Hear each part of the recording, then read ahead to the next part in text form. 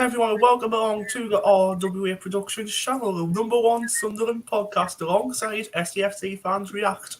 And tonight, we are joined by a lot of people tonight, not just Paul Wilson, not just Roger, but we have a Jack Lincoln, and we have Acacia Cameron Duke with us as well. Yes, everyone. Good evening there, everybody. So tonight is obviously the big day on Saturday. Alex Neil comes back to haunt us at the weekend. So let's see if he gets a win or if he loses against us. Let's see. And he gets sacked in the morning. He gets sacked in the morning. Sacked in the morning. Or will he even go to the Stoke City? Or will he even go back to Stoke City's academy on the Saturday night and get sacked? What will happen? I wonder. Right, can I just say one thing? So obviously, I sent the thing to you lads in the group chat. So apparently, I was listening to Tony Moorbrooks. Nick Barnes had obviously interviewed him today, and Tony Moorbrooks going to said about Alex Neil, may the best team win, which is obviously us against Stoke on Saturday. We have Lauren Kenny in the chat saying hi, everyone. All right there, Lauren, how are you doing? Aye. Hello. We have good evening, lads and lasses from the Rosie Rose. Good evening, Rosie. Hi, Rosie. The best Stuart in Sunderland. Well, stop trying to be nice. But yeah, when I was listening to Tony Mowbray, I was like, go on, Tony, let's have it. So, before we get into this preview, what's your score predictions before we actually start? We're going to go from back to front this time. So, what's your score predictions for this weekend? Go on, who's starting? Who's starting? Go on, say my name. Paul, how are you? That's not back. That's the front one's the back one's not backwards. The front one's. Come on. Against Alex Neil, with him coming back. Hopefully, we actually pick up, go back on another winning run. Hopefully, fingers crossed. But I'm going to go with 3-0 against Alex Neil. Nice. We go over to Jack Lincoln now. Jack, what is your score prediction for this weekend against Stoke City? It's going to be a very tough game, isn't it? No matter who the manager is, it's going to be a tough game. It's going to be the point of, with the form we're in, I would like to take a point, but I want to win. But if I want to be realistic, I think it's going to be a 1-1 draw. 1-1 draw? Wow. Acacia, what's your thoughts on this game? Obviously, Jack just said about it's going to be a tough game, but I'm going to stick with it. 6-0 to us. That's okay. Jesus Christ. 6-0 is a bit unrealistic, like. We're going to go over to Lewis York. Lewis, what's your score prediction for this weekend? Sunderland versus Stoke. I'm going to go for a 5-goal thriller, 3-2 Stoke. Well, no, that. Right. Just. I've got a comment saying I think we need to stop focusing on Alex Neil. Yes. I fully agree on that. It's like what Moby said. He's irrelevant. The obsession about Alex Neil is getting a bit too thingy now. I know. It's exactly what Moby said in his press conference. No, in Moby's press conference, he said Alex Neil returned to the team like he's irrelevant, and I fully agree in that. We need to focus on the game. Let's not give Neil attention that he needs. Because he doesn't want. Because is Alex Neil the Sunderland manager now? No, he's not. No, he's not. We need to focus on backing the team at the game. It's irrelevant that he left us. It's irrelevant that we're versing him. It's on that. I was listening to the Raw podcast from the Sunderland Echo. They actually had somebody on from Stoke, and apparently Alex Neil actually has no regrets actually leaving Sunderland. Yeah, right. Wow. He's actually told Stoke because he was actually asked. He's such a liar. Yeah. Even though he said this afternoon, I seen it, that he loves Sunderland and stuff. He loves what he done. That's good on him. That's good on him. If he loves the club, he loves the club. Because of how he left doesn't mean he doesn't love the club at all. Of course. He's only saying that in a press conference.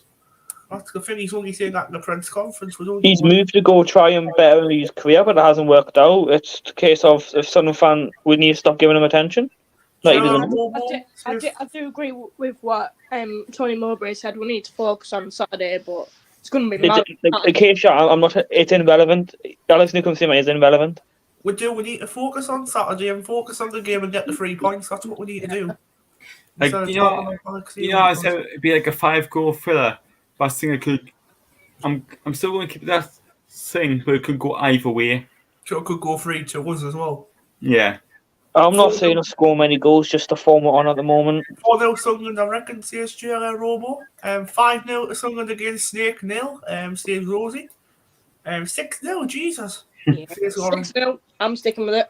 My score prediction for the weekend is we'll actually concede, but I think we'll win. I think we'll win 3-1 at the weekend against Stoke. I've kept to it all the time, and I'm going to keep to it. 3-1. But okay, can I tell you who might score for Stoke? Obviously, ex-Blade, Phil Jagielka. So I'm saying 6-1 Phil now. Jagielka. So I'm Yeah. saying No, I've got faith it's going to be a Lewis Baker screaming for their goal, and then it's going to be a nice little Patrick Roberts solo run from the halfway line for our goal.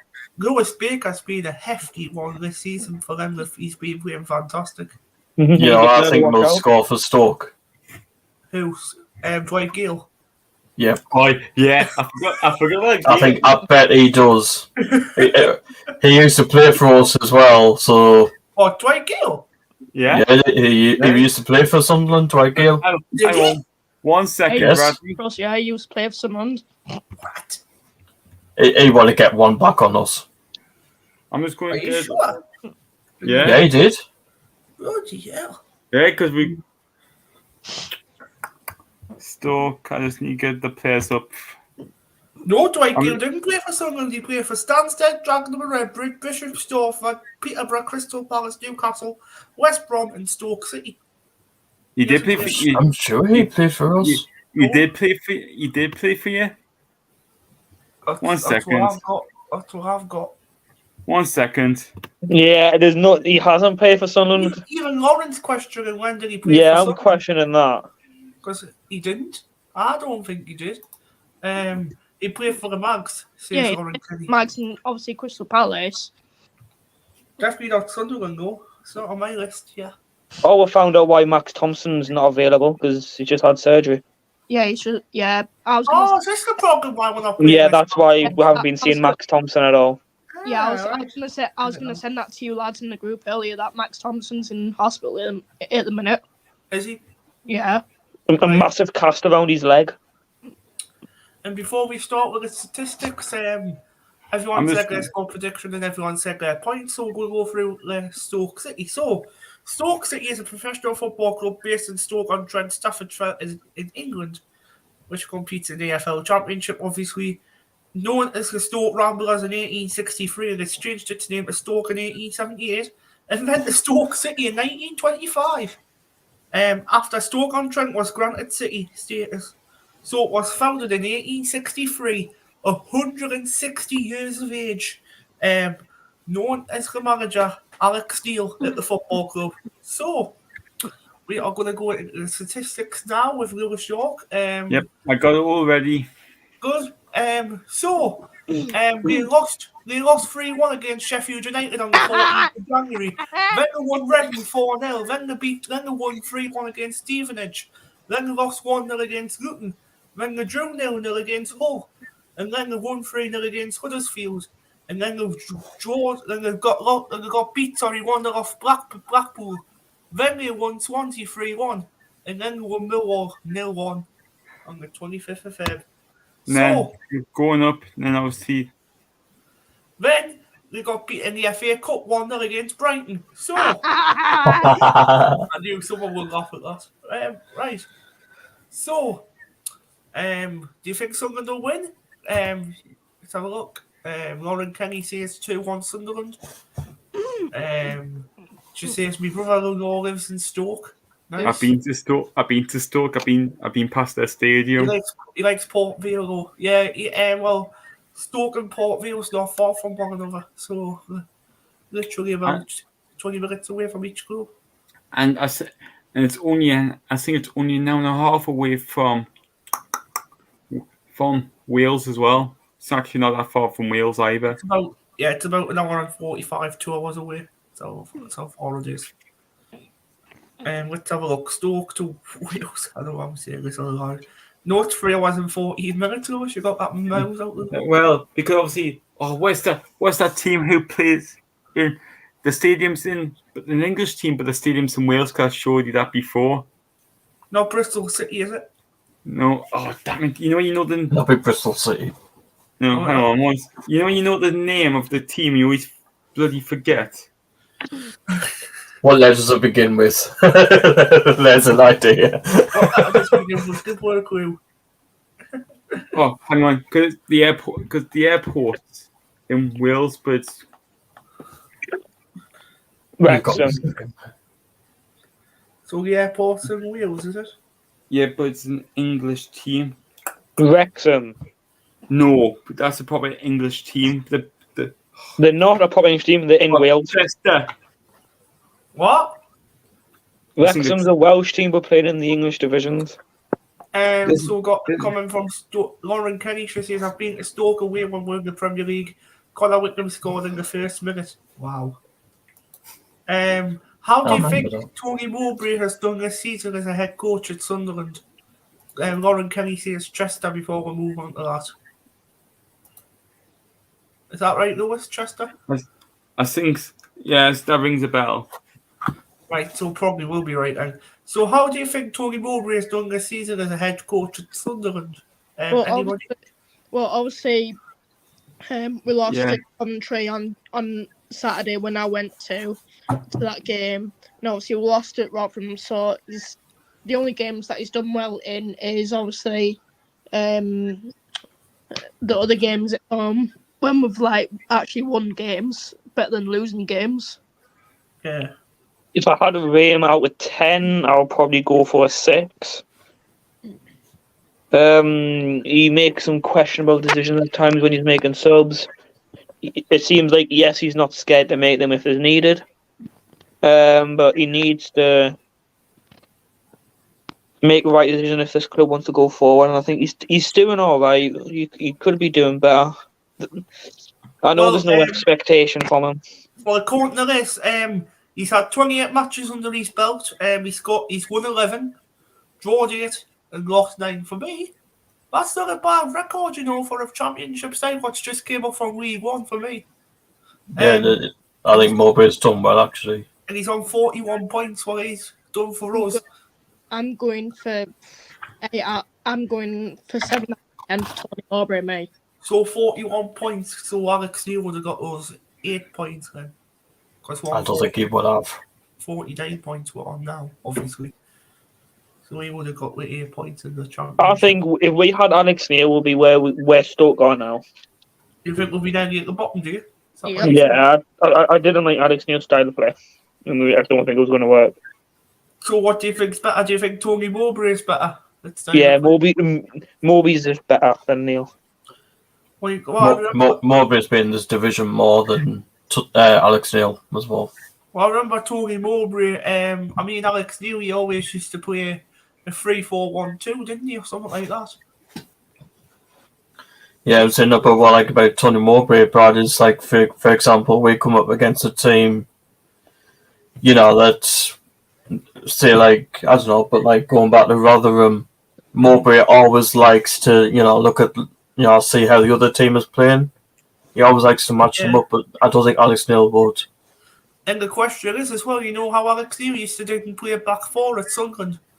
No, he didn't. Tony Mowbray has. He's played a 4-2-3-1 formation, so for me, playing a back four. You know what?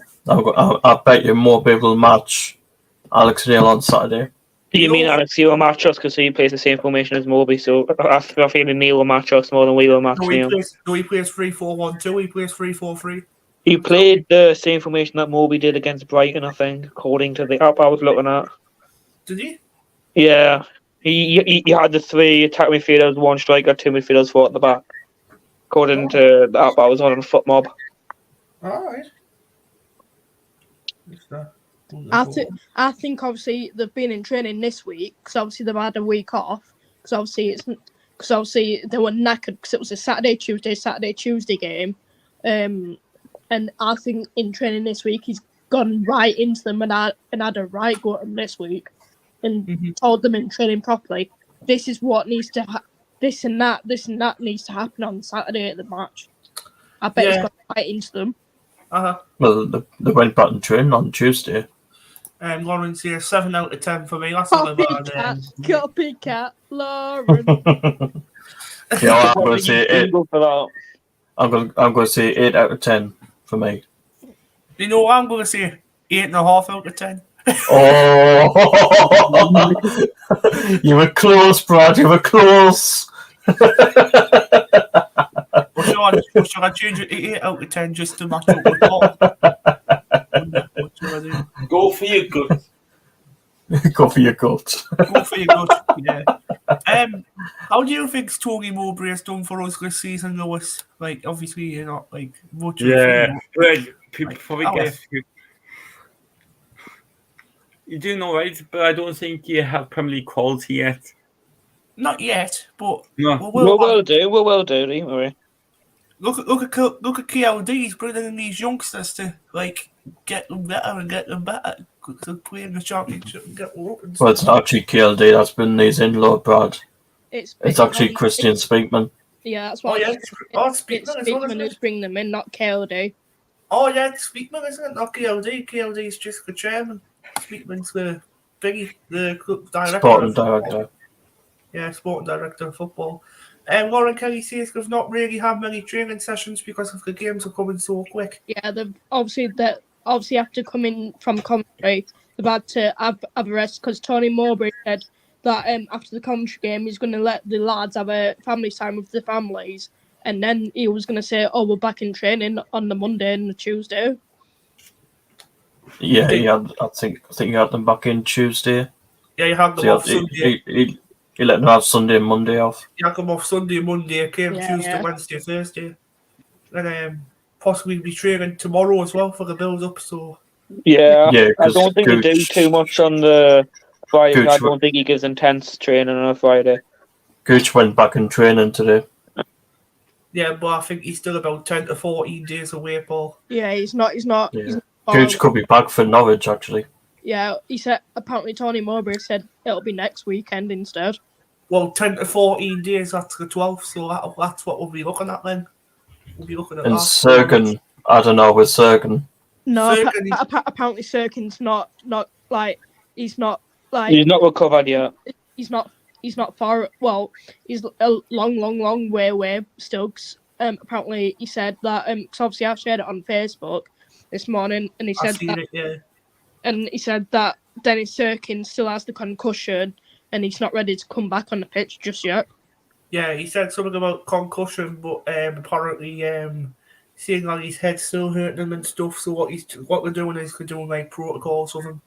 Yeah, making sure everything's all right. Because he's had the scan and apparently it's come back clear, but he just doesn't want to come back on the pitch just yet. Because we wouldn't want to bring Serkin back into the squad on Saturday and like risk him. And he'll just come down with an injury. That's the problem with concussions. Like, I think they're going to have to do something. I know that people don't like this, but I think they're going to have to do something like what they do in rugby. Lauren, apparently Huggins was back the other day. He was back last week. He was back in training last week, so he's apparently... He'll probably be on the... Apparently Tony Mowbray said last week that he's not ready to come back in the team yet, but he's going to see how he goes first. Saturday he'll probably be on the bench. He won't be on the team. Might be a bit too early for him, Brad, I think. But like, that's the thing, concussion. I think they're going to have to do concussion subs. Yeah, that's the thing. Then up to 10 for me. Yes, he has made some wrong decisions on lineup on games, but you can only work with what you've got. Exactly. We've had Stuart missing 2 times because of an injury. Obviously, we've had him. Obviously, he got. I think he got injured in the Middlesbrough game. Wasn't it, Paul? Yeah, it was. Yeah, he did. It was in the warm up when he got injured. Yeah, he had like a month and a half off, and he came back against Tull on the 17th of December. That's when actually Jack joined on the 17th of December. Jack Lincoln actually joined on that day. On the gym for Stuart injury. But I And think, then, I think this is why Tony Mowbray's gone and said we're struggling a bit because obviously we're missing Roscoe, and that we're really struggling for like. Well, obviously we've got Joe Gelhardt, but he's on his like Joe. But obviously Jack Clark helped him last week, being a striker as well. But he's not really a striker. You for know me. what I couldn't get with Mowbray's comments after Coventry? He what? said to Nick Barnes that apparently Gelhardt is not a striker. Yeah, that's what he said. Apparently, Joe Gallhart's not a striker. So He actually said it to the media. this is what I think. We need two more strikers, otherwise we're done for. I'm sure Moby took a massive dig into speaking for the striker situation anyway, week before this game. One good thing, right? I think this player should come in the squad up front, and that's Jewison Bennett. I think he should come in and start. I'll actually start him up front with Gelhardt. Yeah. Or even bring him into the team on the wing, drop Ahmad, bring Benetti in. I knew that someone would actually agree with us on that one. Watch it. Watch You it. know who I would even try? What? Because we have brought him in as a striker as well. Well, kinda. Lahaji. Lahaji can play as a striker. Yeah, you could play him, couldn't you? Like, see how he plays. Lauren Kenny says good shout. Yeah, exactly. But watch it. Watch Tony Mowbray play Ahmad on Saturday. Watch him play him. Watch him I'll play. put him on the bench. The problem is with me for Ahmad, he needs rest. Exactly, Lauren. You've just said it after us. He needs a rest. Like, you see him in matches and he gets absolutely knackered. Honestly, watch me get it right. That he'll play Ahmad on Saturday. Watch me get it right. Well, this is the team what I think he'll play on Saturday against Stoke. I think he'll play a 4-2-3-1 formation with Patterson in goal, Ballard, Bart, Hume, Alessi. It's back four. Then your two obviously is going to be Mitch Neil in the middle. Then your three is going to be Robert Clark and possibly Ahmad, what Acacia said. Even Neil needs a rest, I think, for me. Do you not think Pritchard will come in for Ahmad? He'll be on the bench. Pritchard will be. You know what? A lot of people thinks Mowbray will play the same team as he did against Coventry. Yeah, he'll do the same that he did against Coventry. But I think Clark needs a rest as well, to be For fair. me, Paul, what do you think Pritchard does to the team? Do you think he's a good player? Because I think he's absolutely great on his team, mate. For me, I would start Pritchard actually against Stoke. Because obviously it's Alex Neil's former player. He's had Stoke, he's had him at Norwich, he's had him at Sunderland obviously as well. He brought him in, didn't he? Well, no, he didn't bring him in. It was Lee Johnson and Alex Ross. No, It was Johnson. Was it Johnson who brought Pritchard in? Wasn't it? Yeah, it was. And we all know what Lauren Kenny wants. She wants Roberts will score. Roberts will score on Saturday. Guarantee it. If it's not Roberts, it'll be. If it's not Roberts, it'll be. I'm putting a bet. 1,000% Roberts will score. So will Jack Clark. You know what, tomorrow I'm going to put a £10 bet on Jack Clark to score the first goal. No, he'll score. He'll score against Alex Neil. Get £80 back because but obviously, I think the bench will be obviously it'll be Alex Bass, and then it'll be Luke O'Neill because he put him on the bench against Coventry, and then obviously it'll be Lahaji on the bench as well because that's what he did on Saturday against Coventry as well. But the thing is, what I found odd, Lahaji didn't come on against Coventry. I thought he would have brought him on actually. Yeah. It might not suited his game to come on, to be fair. It's quite physical. We don't know how physical Lahaji is, if he's strong or anything. I think what Mowbray said with Lahaji is we'll not see him all the time. Mowbray said we'll only see him at certain games. Because the only time we'll really find him next season, really, is when Ahmad goes back to Man United. That's when we'll see him. Yeah. This is my bench who I would have on Saturday. I'll have Bass, O'Neill, Pritchard, Lahaji, Ahmad, Barr, and Huggins. When we come off stream, I'll screenshot that, and I bet you get it right again, Brad. I always get these lineups right. It's pretty crazy. Sunderland are the fourth highest goal scorer. Wow, the fourth highest goal scorers in the championship this season. 49 The lads have just joined the highest goal difference of any side outside the playoff places, plus 11. God, that's brilliant, that. You know what? For me, I wouldn't be surprised if we got to see Barr on Saturday. Barr's a decent player. Like Alex Neil he's hasn't very seen him underrated. in action. Bar is good. He hasn't seen Mishut either, has he? But I don't can think Misu was in before Neil joined. Yeah. Left, Neil- and then- No, Michu came in when Neil joined, actually. Did he? hmm Oh, yeah, But I didn't know that. can I just say, against Coventry, Michu was absolutely brilliant against Coventry. He Yeah, had his Yeah, iffy he moments. was. He needs to bulk up. He's too weak. he Gets pushed off the ball too easily. He literally had Kyle McFadden all over the place. He had him in his back pocket. He had him all over the place. I was like, go on, Michu, get Kyle McFadden down injured. Right, this is good. This is a good thing I agree with Rosie on here because I think Jack Clark's an amazing player. This is why I think Jack Clark did decide to obviously sign for us on a permanent basis at Sunderland because he used to play as a lone player last season, didn't he, Paul, under Alex Neil? Yeah, he did. So Thing Jack is, Clark, go on. go on, I'll let you continue. All right, then. Thanks, mate. Jack Clark has the highest amount of goal contributions this season for the club. 16 in all competitions. Wow, that's amazing, that. 16 goals. Thing is, Alex Neil said in his press conference that he actually watched our game against Bristol City. He was actually at the Stadium of Light to actually watch the game. Was he? I'm not sure if he was at the game, but he actually watched our game against them. So he actually knows what we're playing like under Tony Mowbray. Well, he wouldn't be watching it, would he? Because he hasn't got he can't access TV on that, can he? Because it's no Sunderland wasn't on TV, was it? He would have sent scouts if it wasn't for him. There would have been a scout from Stoke at Sunderland. Yeah. Because what Moby would have done to him against Brighton would have sent out a scout to Brighton. Mowbray apparently actually did watch the Brighton game. One good thing I am happy for next season that Pritchard signed his automatic contract extension. Same for Bath, to be fair. Because Neil, I know what Alex Neil will be doing. I know what he'll be doing. He's going to be sniffing around for Ward Pritchard. He'll be sniffing around for Pritchard's backside. But I'm telling you now, watch Daniel score on Saturday because apparently he's about to. He's close to signing a contract. Yeah, that's what I was just about to say. He's close to signing a new contract. And hopefully Ross Stewart's not far away either, hopefully. Well, apparently it might happen. It might not.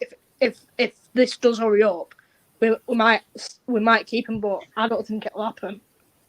Do you? Right, here's a question for you all. Do you think Ross Stewart will sign in the summer for us? Paul? Yeah, yes and no, depends. Yes and no. I don't know. It all depends because according we haven't offered anything at the moment that Stewart wants. What are you thinking, Paul? To me, at the moment, I'm going to say no.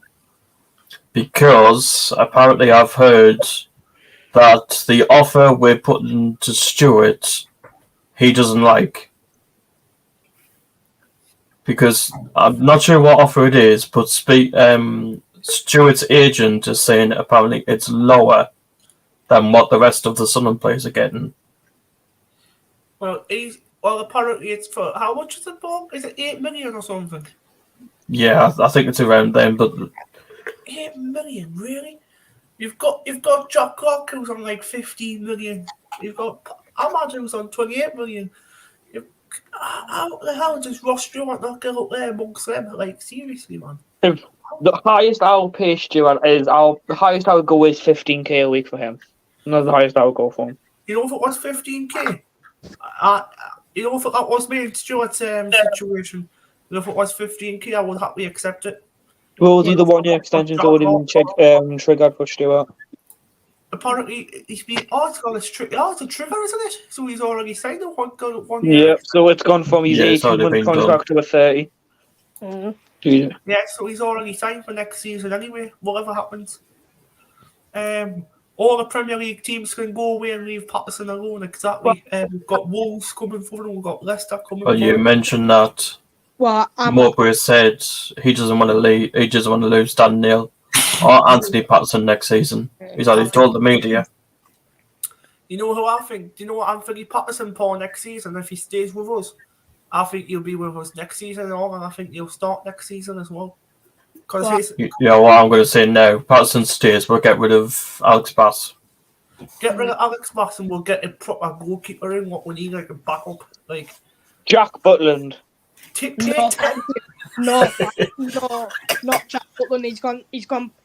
But the team that he's gone to is my third team, Man United, which is what about Josh? What about Joshy Wales? Can he come in? I got that. But this what I'm going to say now though is, I can see Brendan Rodgers going for Anthony Patterson because I bet he's kept an eye on him. I bet that's what he's done. Well, the Oh, battle he doesn't. bidding for him, so I think Speakman and what do you call them, KLD and Stuart Harvey will be taking a big look at this. What do you think, Paul? Well, it's interesting because Patterson's under contract until 2026.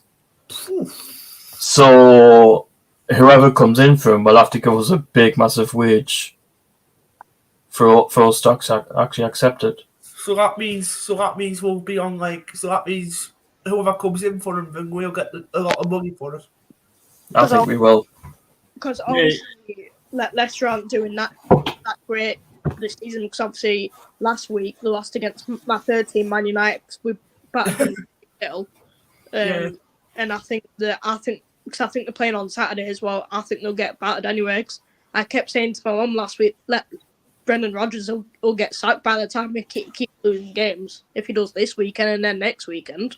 Right. I actually thought he would have went by now. Actually. Right. Question is, if Anthony Patterson goes to Leicester, do you think we could go in for a buy swap and buy Daniel Iverson? Nah, after we tried getting him back in 2020 and 2021, he didn't want to come. He wanted to stay at Leicester anyway. What do you think, Jack? Do you think Daniel Iverson might come to Sunderland if Anthony Patterson goes to Leicester? I think he'd be actually a quite good keeper to bring in. To be fair, he didn't seem too bad what he did for 2 years at Preston on loan. To be honest, I actually agree with you on that question. On that one, to be honest, I think Daniel Iverson will be a great addition to the team. I'm not saying he's better than Patterson, but he'd be up there close with Patterson. Yeah, obviously, if Patterson leaves, then he'll be number one, won't he? He'll be a number one swap for him. Yeah, technically, if the one keeper I always like to see us bring in, I'll bring someone like, oh my god, what's his name?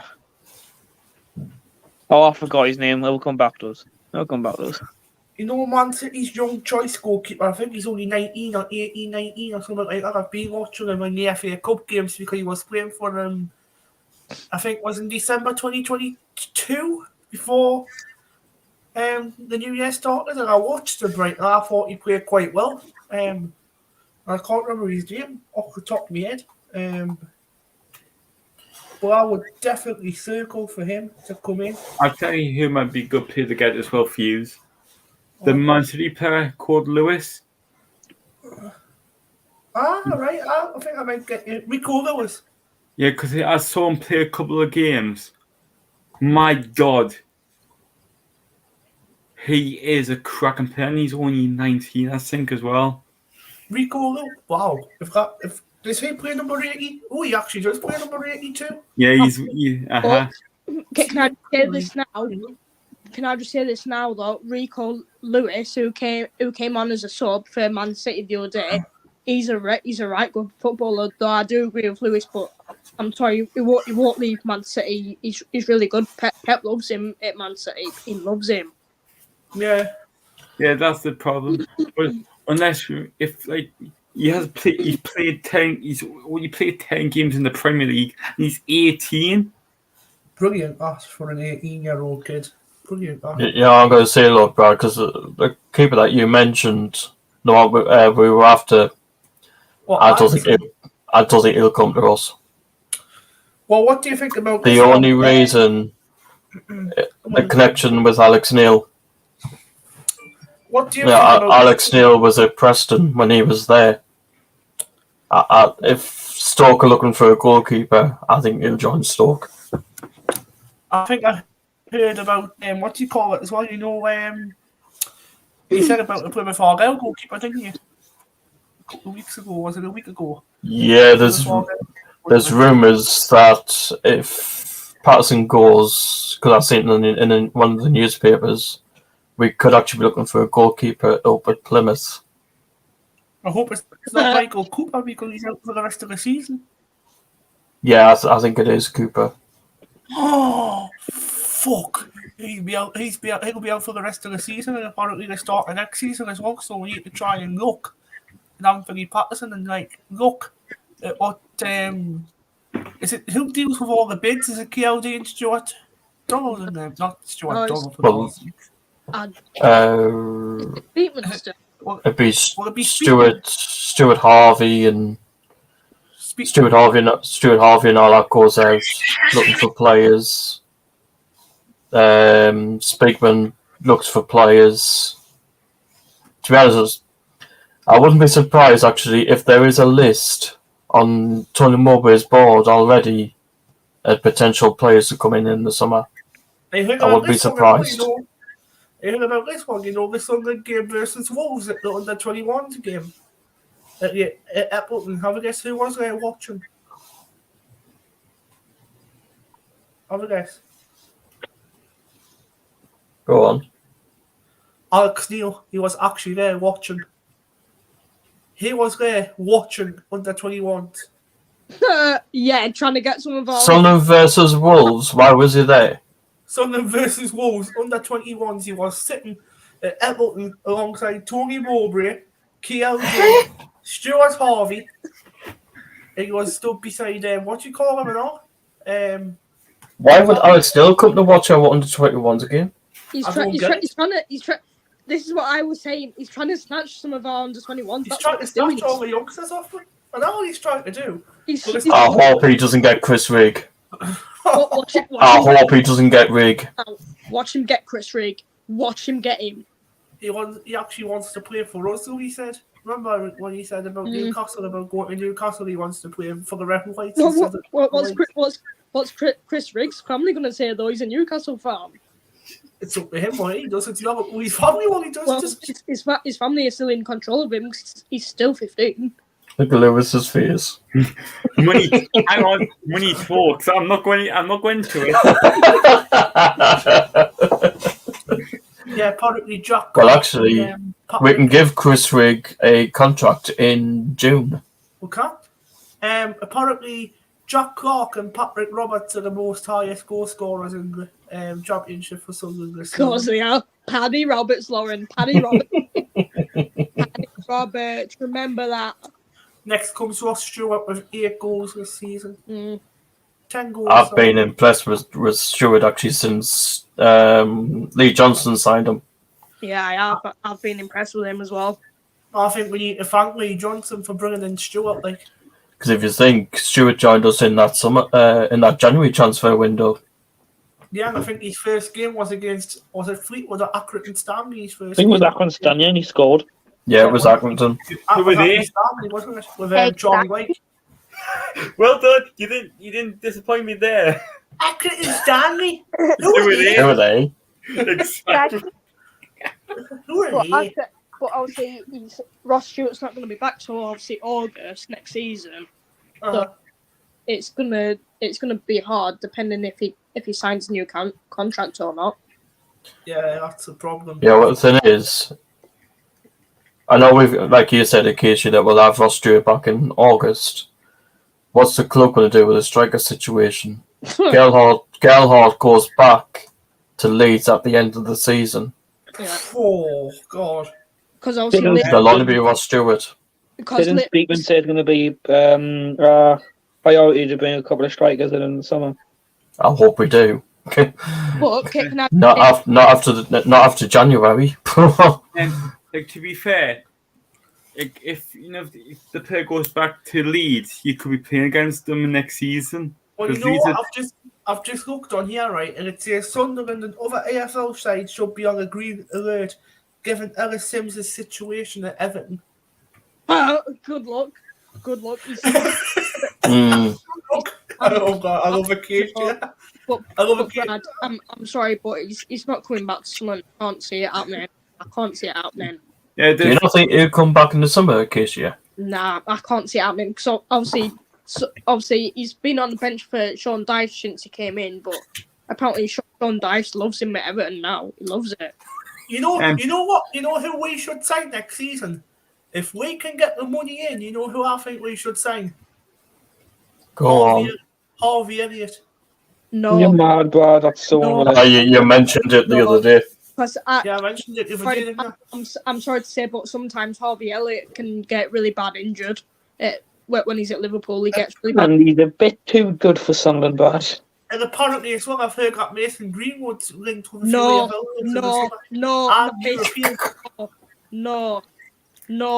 no. He can get lost. No, not after what he's done.